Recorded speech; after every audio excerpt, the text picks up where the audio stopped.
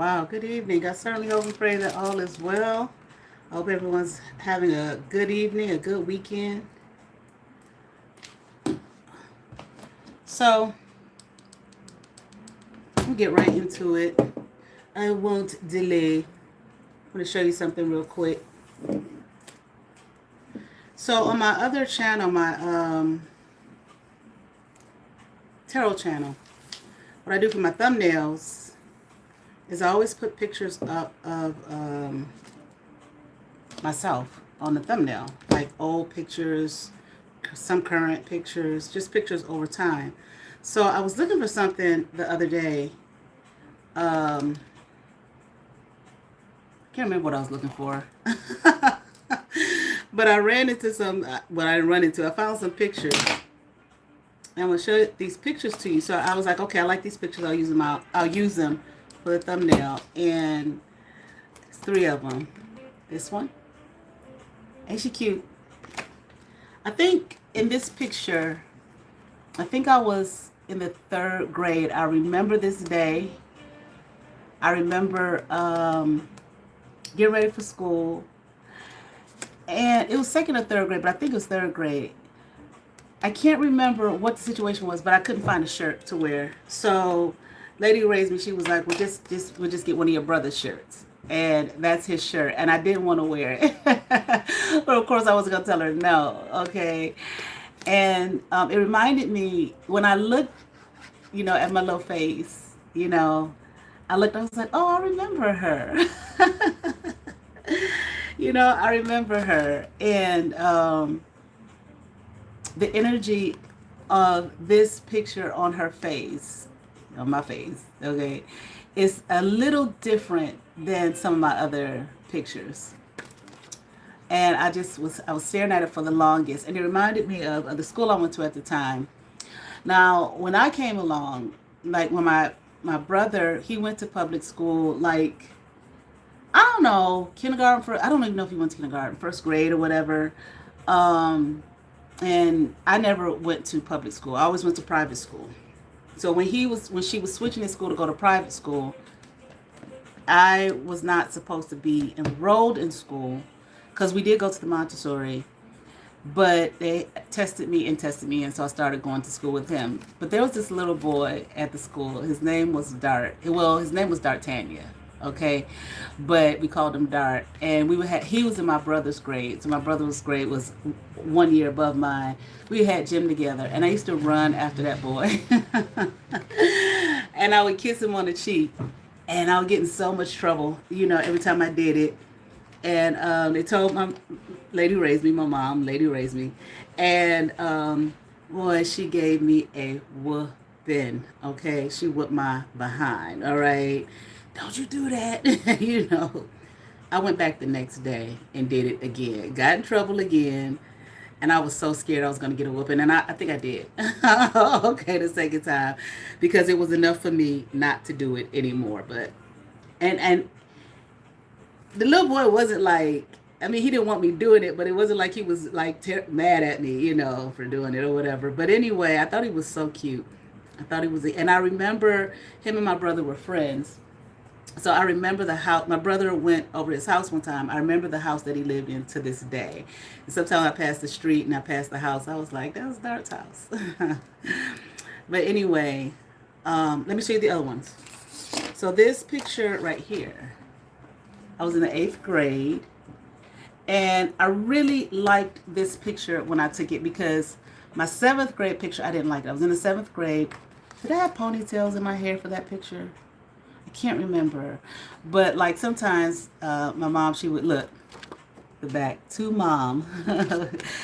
To mom, I got the funniest woman on earth who I love very much. Oh, this was the 10th grade, 14 years old, 10th grade. Look at that. And I write my name the exact same way. I have Nick Lewis because that's what some people, my dad always called me Nick. And like I went to a school with, it was majority, white Most of the students there were white. So the white girls used to call me Kenny, which was short for Kenyatta, because they really loved that name. Okay, but anyway, they loved it. They were like, "Oh, I love your name, Kenyatta." I used to hate it back then. I hated it. I used to be embarrassed by the name. When I was younger, like, why is it my name, Kenyatta? And I didn't know until I was in the 11th grade that Kenyatta was not my middle name. That Kenyatta was like my first name, like Anne Marie. It was like I had two first names. I don't have a middle name, but I didn't realize that until I was in the 11th grade. And I don't remember, because I never used it. It was just always Nikki. I don't even remember it being hyphenated or anything like that. But I transferred to a new school, and I saw it written, and I was like, why do they have my name like that? The lady raised me was like, well, that's your name. And I said, well, why is the hyphen there? And she said, because that's your name. And I said, but isn't it my middle name? And she said, no, it's part of your first name. I didn't know until I was in the 11th grade, going to the 11th grade. Okay, but that's okay. But anyway, got it not. Anyway, but I remember taking that picture, and I really loved the picture because my pictures, I think maybe I was in the 9th grade. It was one picture I really didn't like it, but it was the year before this one, I believe. I hated the picture.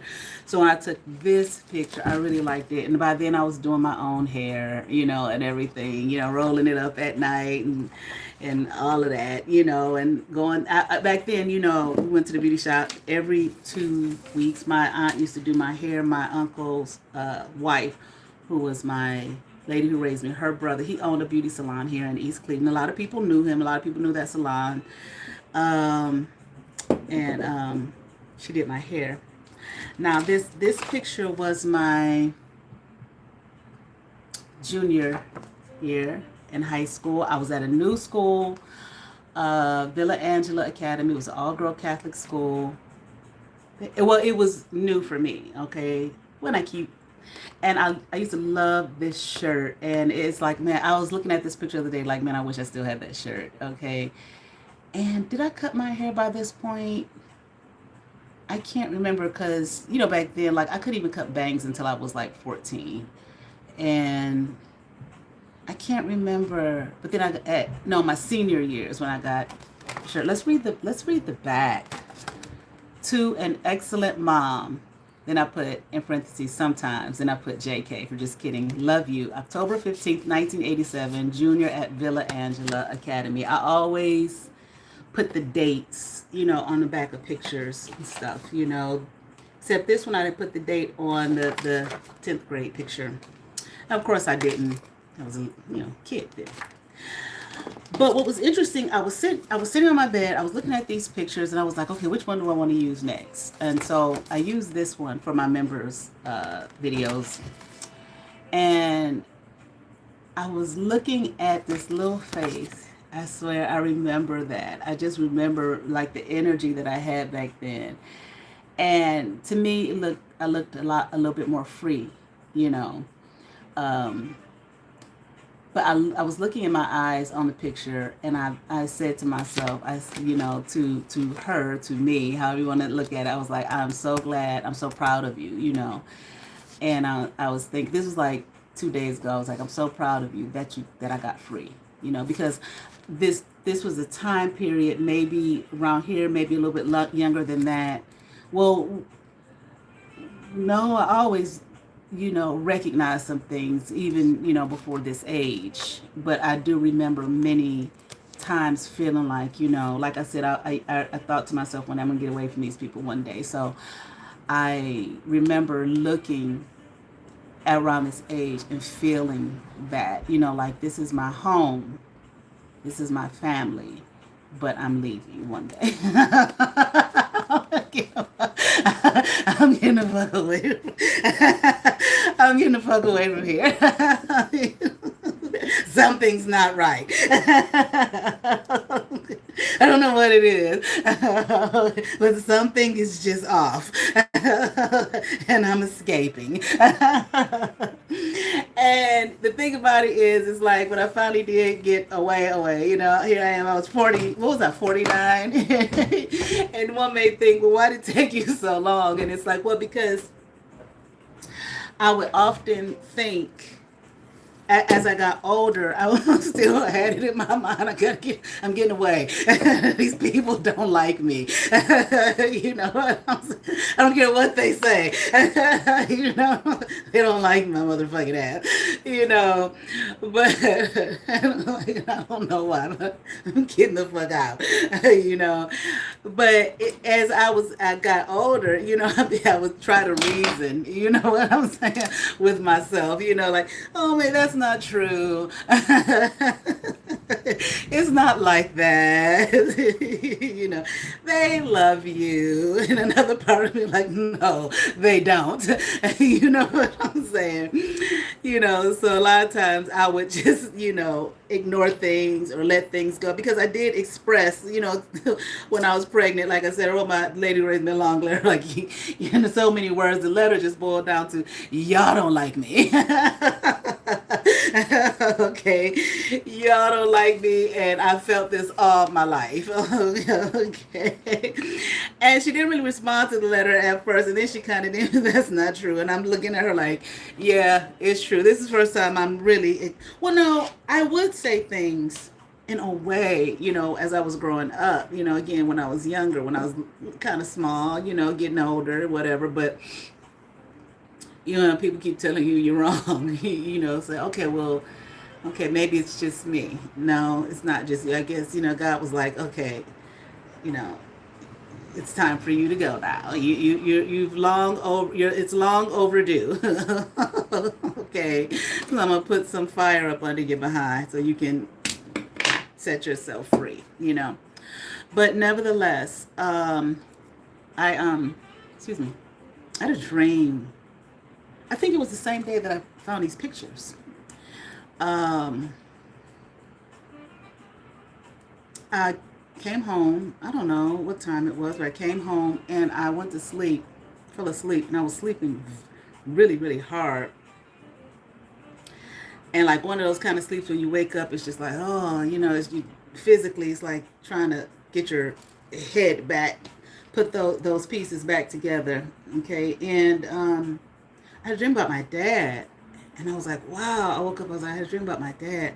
I haven't talked to my dad, like, had a conversation with my dad. Now I'm not talking about text, like a verbal conversation, probably since last time, probably was 2021. Yeah, because when I moved out of my grandmother's house, he came over to the new house I was staying in, you know, to visit. And, you know, I was telling him like, you know, something's wrong here. You know, what the fuck is going on? Something is wrong, you know. And but nevertheless, but by text where he actually responds, because my dad, I don't know. Like I said, I haven't talked to him since then. I don't know what's happening with him at this point, but was having problems with his hearing, and he really didn't use a hearing aid. I don't think he did. Everybody was saying he wasn't using one, so I really don't. I don't know, you know, if he has one or not. Last I remember, I think my sibling had gotten him something, but I don't think he was using it. But I don't know. But anyway, by text, so we were texting 2022, the end of 2022, when I was like, okay, this lady is not my birth mother, okay? And like I said, sometimes, you know, like being doing tarot on YouTube and the group and all the shit, whatever's going on behind the scenes, there, no matter who, what, where, you know, I've learned some good stuff from a myriad of readers on here, no matter what anybody may say about them, okay, or what. I can't speak to those things, but I've learned a lot. And it was around this time that December, I was like questioning, you know, well, I had questioned it one time before, but I was like, no, you know, don't go there. But it got to the point where, no, I got to question that something's not right here. And I'm not going to go into the detail of that, but I questioned him. It was kind of one of them answers. Well, I didn't tell the truth, but I didn't necessarily lie either, the answer. And I still have the text. But anyway,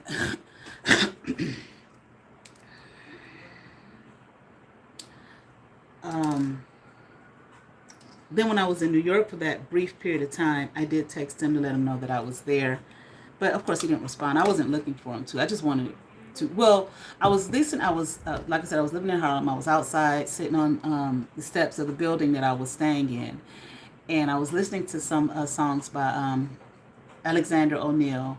What is it? Sunshine. And then there's another one, If You Were Here Tonight. But the song, it put me in mind of my dad. The melody and all of that, especially from, what was that song? Was that song in the 80s? I believe those songs were in the 80s. And so of course I was my teenage years, and I just had this overwhelming feeling thinking about him. And I said, I better reach out, so I did. And I texted him, and I was like, I don't want to argue or anything like that. I just want to, say if I've done anything to hurt you or offend you, I apologize. I love you. I'm in New York. And that was the end of that. And I haven't talked or anything like that since then, or sent any texts. But I had a dream about him. And in the dream, now the last time I physically saw my father, you could see his age on him. My dad, I've talked about this before. My dad always had this very youthful look about him. He didn't look like a kid. He just had a youthful energy about him. My dad's an Aries as well. And when I graduated from college, we were, the day of graduation, we were walking, and we stopped at one of the vendors, and the vendor was talking to us, and they thought he was my brother. So, my dad, he got super happy about that. It was my dad. And when I was in graduate school, same thing. He came to one of my classes. Him and my brother came, and the professor thought that my dad was my brother. And I'm like, no, this is my dad. Okay. And I'm like, he doesn't look that young now, and my dad's just smiling from ear to ear because he liked that, but very visual person. But when I saw him then, you can see the age, it's like, well, he's getting older, My dad always took care of himself. My dad worked out all the time, you know what I'm saying? All the time. And so I saw a picture of him on Facebook with, Lady raised me, my sibling, and maybe two of my siblings' sons, I think. And I could see the age on him. This was a couple years ago. I saw the picture. Well, maybe last year or the year before last. I can't remember. But anyway, I could see the age on him. Like he looked thin. I don't know if he was sickly or anything like that, or just could be age. I don't know. But anyway, in the dream, he didn't look like that. He looked like the man that I knew, just healthy, When I say robust, not like heavy physically, because my dad was never that, you know what I mean? But he didn't look all skinny and frail, like he was starting to look. And it was his birthday in the dream. And I went to, and it's like I quote unquote, you know how dreams go. So I quote unquote took him to an Italian restaurant. Because one time in real time, I took my dad for his birthday to a restaurant called the Melting Pot. I think it's a national restaurant. I don't think it's just here in Cleveland. And is that the only time I took him out to eat for his birthday? I can't remember, but we had a nice time. And so I took him out to eat to this Italian restaurant, but he wasn't there. He was like, he was there, but he wasn't there. So I didn't see him eating. All I know is there was a little plate of pasta. Okay. And the waitress, I looked at it and it was almost gone. It was just only a little bit left. It was ground beef, and the pasta it wasn't like spaghetti or anything. It was, I'd have to look up what kind of pasta that was. I know it was about this long. Each pasta was about this long, and it was round, with ridges, I guess you could say. And I don't know if you would call those ridges, but whatever. I have to look up different kinds of pasta. So there were colors. They were pink.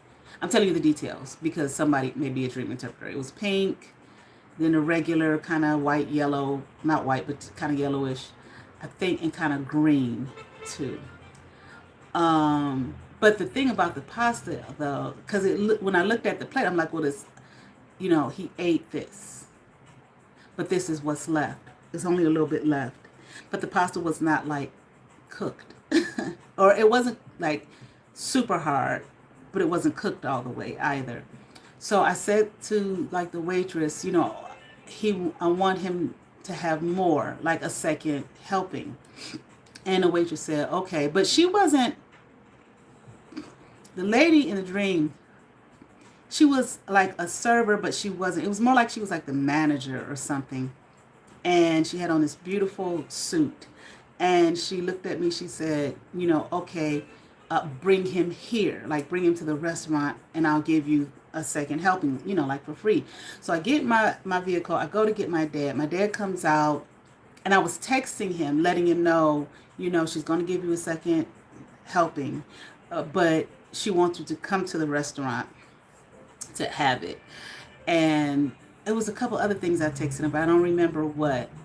So he's coming out of his place, which was an apartment. He had on a pink shirt, black slacks, and it was like it was a suit, but he didn't have the suit jacket on.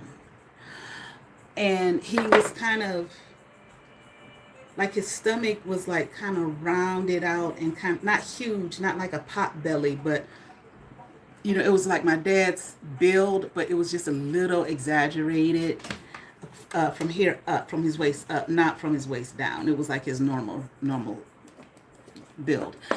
And he had it was a pocket. I remember like a black handkerchief hanging out of a pocket, and maybe like a white, looked like maybe a flower or somewhere. Maybe like the pocket was here with the black handkerchief, and the flower was like over here somewhere. And I remember a little something else white, and he was coming out and walking the way my dad walks, looking the way my dad looks and everything.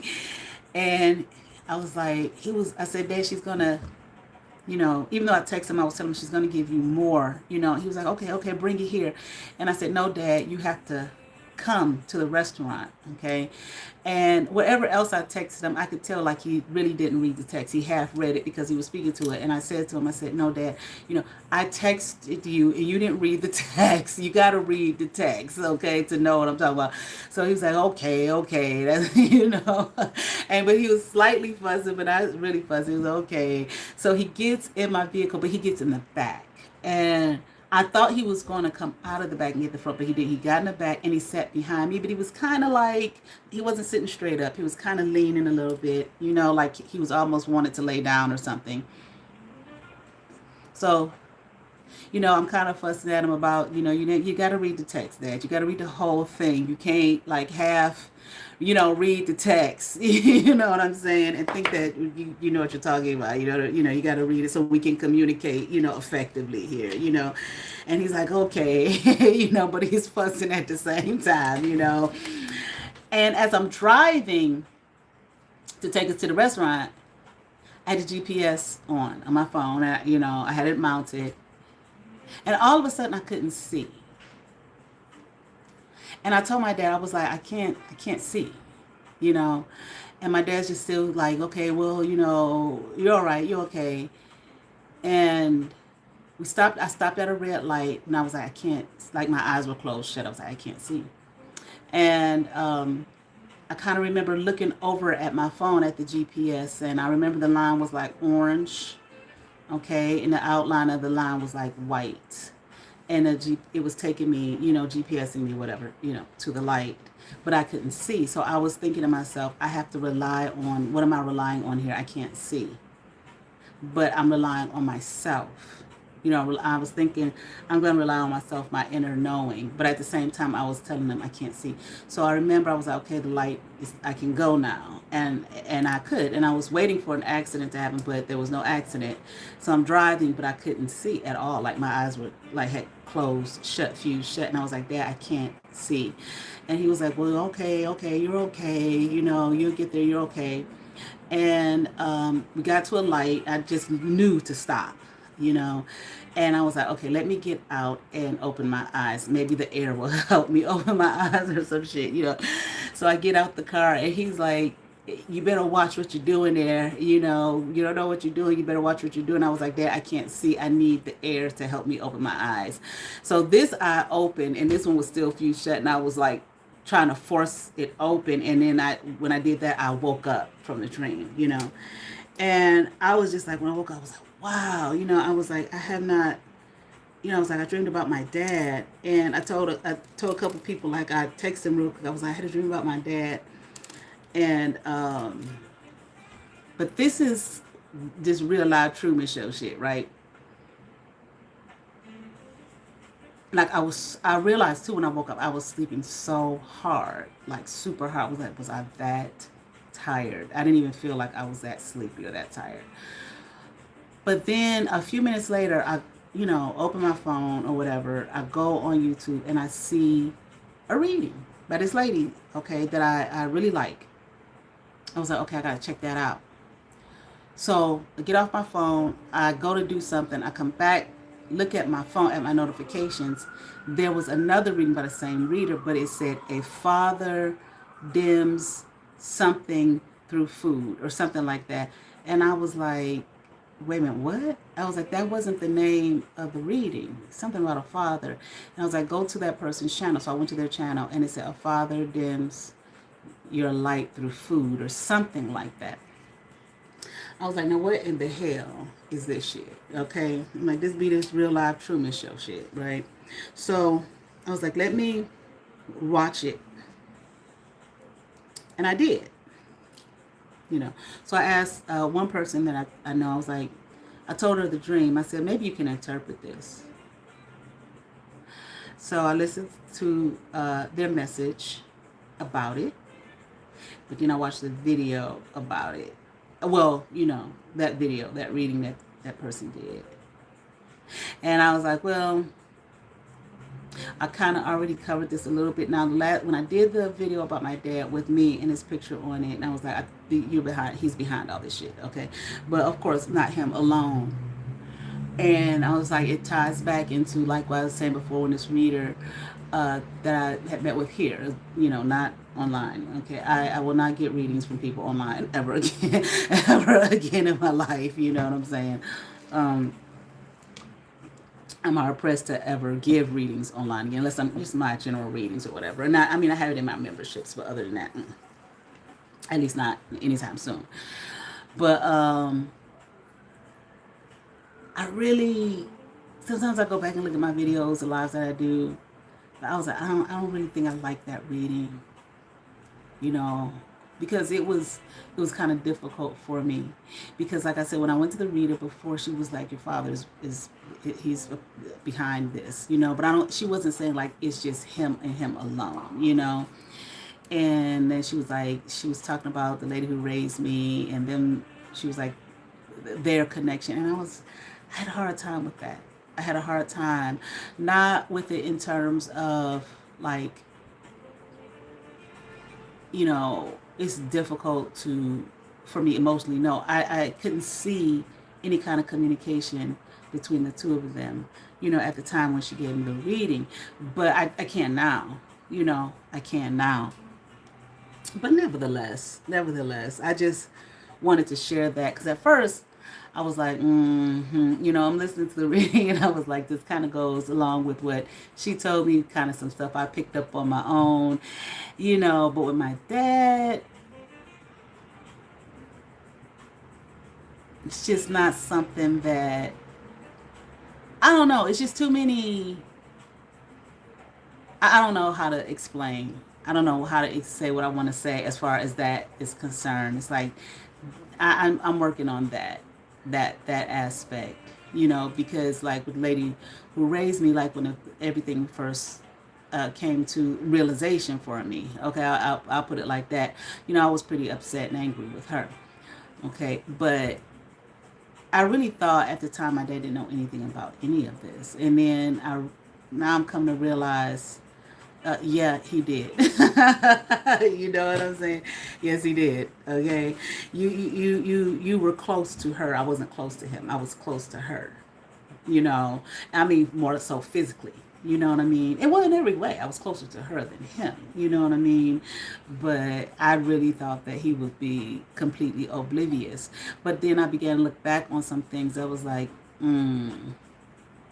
okay, I see. No, he's not oblivious. You know what I'm saying? But anyway, I just wanted to share, those pictures and the dream.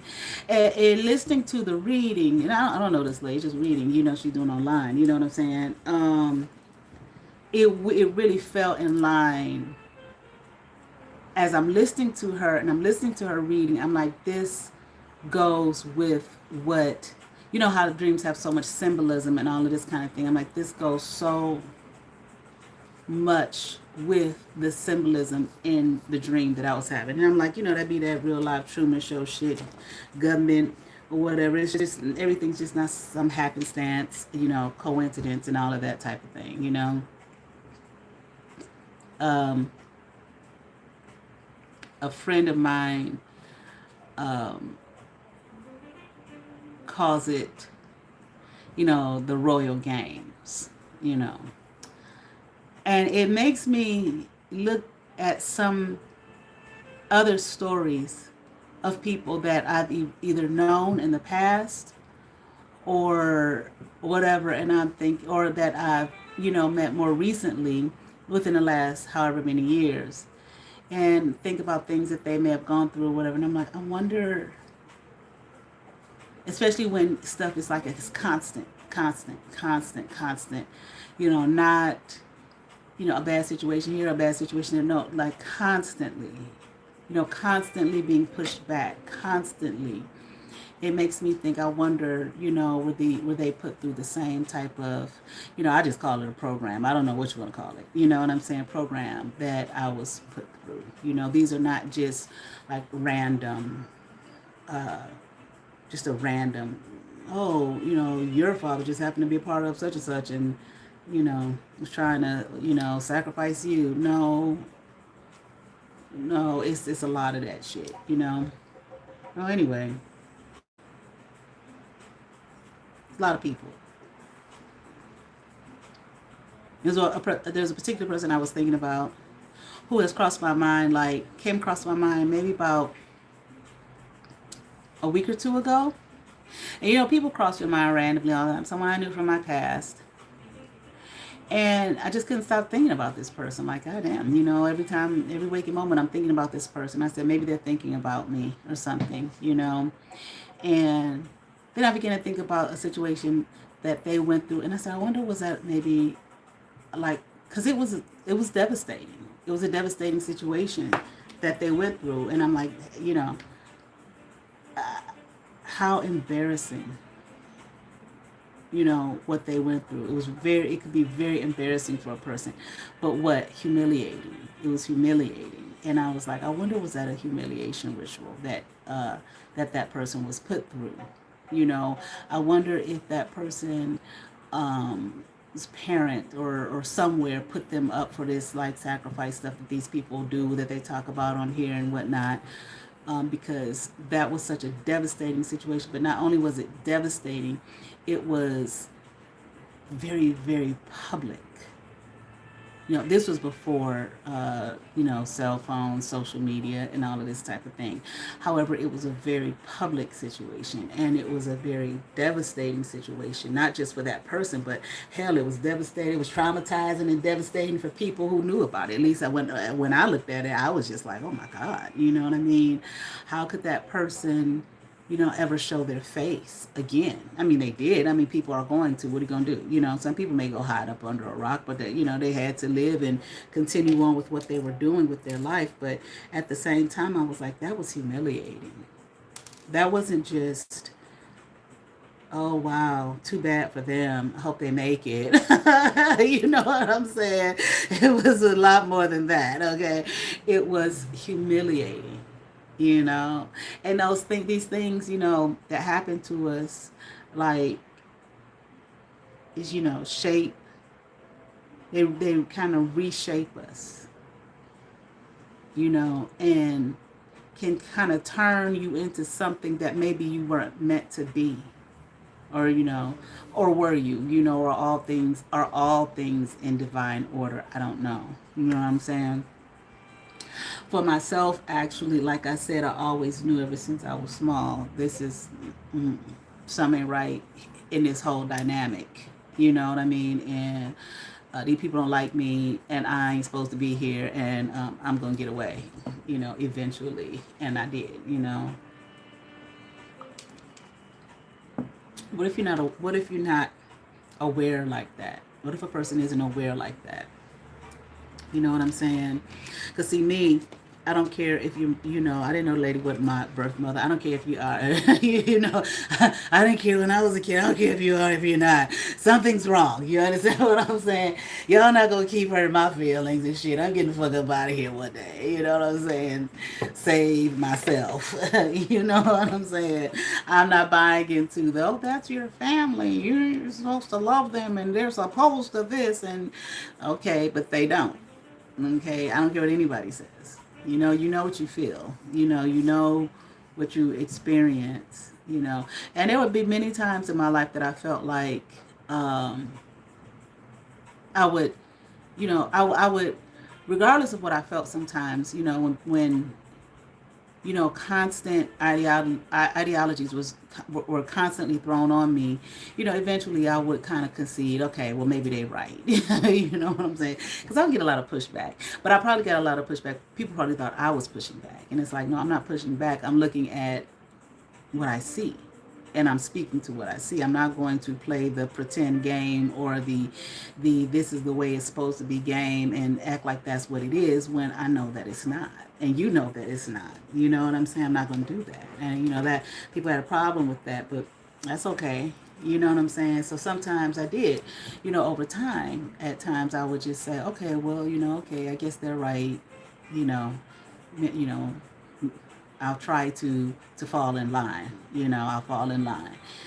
But something inside of me was just still be like, mm-mm. That's when people just are trying to break you. Okay, trying to make you, like I just said, fall in line.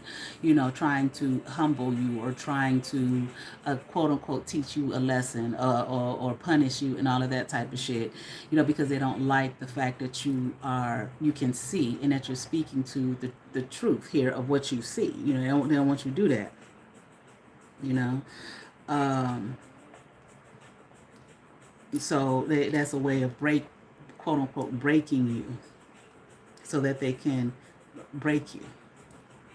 you know. But anyway, that's it. I really don't have much to say this evening. There was one thing I want to talk about, but I think I want to hold off on that and put my thoughts together better about it. But that's it. That's it.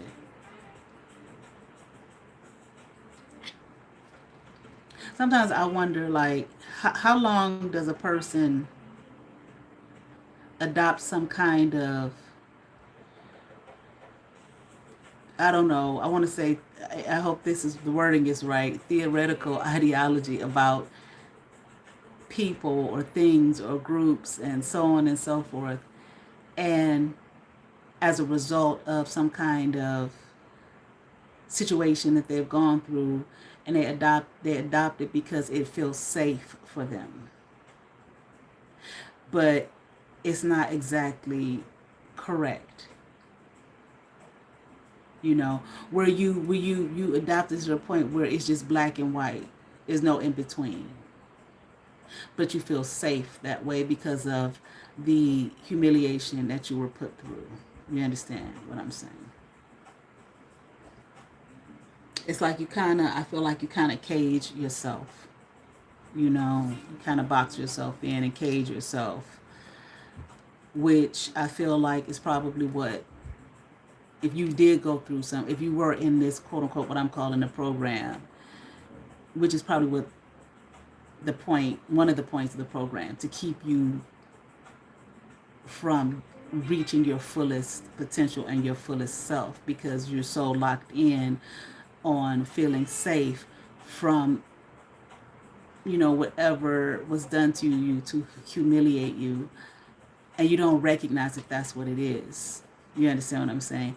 And you just hold on to that, but you never get to the fullness of who you were destined to be. You never reach the full potential because you're so locked in, you're so boxed in, because of that. You know what I'm saying? And you hold on to these ideals that really don't serve you. But whatever. whatever. You know, we have everyone has to live their own life, I guess. But anyway, that's the end of that. I don't have nothing else to say. So you all have favor. Peace.